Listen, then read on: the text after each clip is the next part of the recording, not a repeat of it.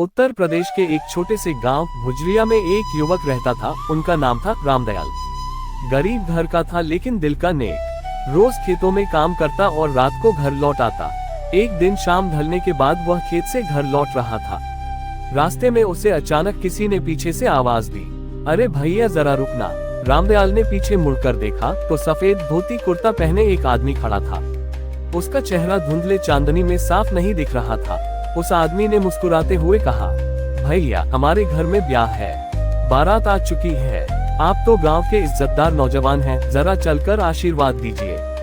रामदयाल पहले तो हिचकिचाया लेकिन सोचा कि शायद कोई पड़ोस का गांव होगा तो मेहमाननवाजी में जाना चाहिए। उसने हामी भर दी। वह आदमी रामदयाल को लेकर एक टेढ़े मेढ़े कच्चे रास्ते पर चल पड़ा। रास्ता घना अंधेरा और सुनसान था। झींगुरों की आवाज और हवा की सनसनाहट दिल में डर भर रही थी। रामदयाल ने पूछा, भैया गांव तो उधर है, आप मुझे इस जंगल में क्यों ले जा रहे हो? उस आदमी ने बस इतना कहा, यही रास्ता है, थोड़ा आगे चलो रोशनी दिखेगी। कुछ देर बाद सचमुच दूर से ढोल नगाड़े और बैंड बाजे की आवाज सुनाई देने लगी। हल्की हल्की रोशनी टिमटिमा रही थी। रामदयाल का डर कम हुआ और उसने सोचा कि शायद सचमुच कोई शादी हो रही है। जैसे जैसे वे पास पहुंचे, रामदयाल ने देखा कि बारात तो है लेकिन कुछ अजीब सी। सब लोग सफेद कपड़े पहने थे, उनके चेहरे फीके और भावहीन थे। ढोल नगाड़े बज रहे थे लेकिन उनमें सुर और ताल का कोई मेल नहीं था।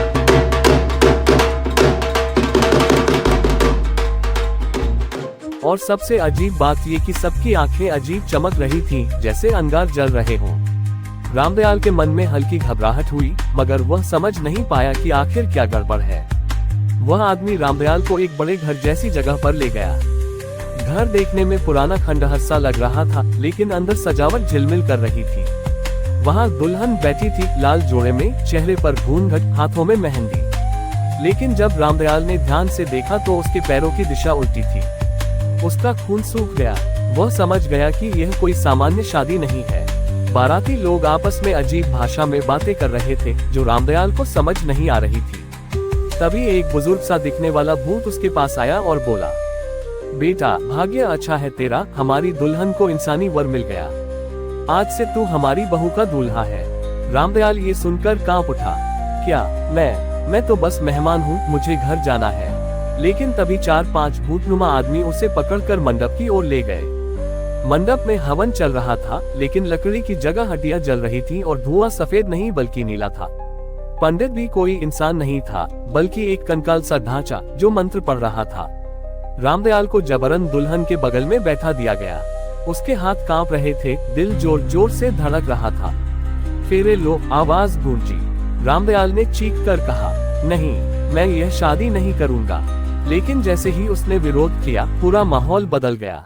बैंड बाजे बंद हो गए, सब बाराती उसकी तरफ घूरने लगे।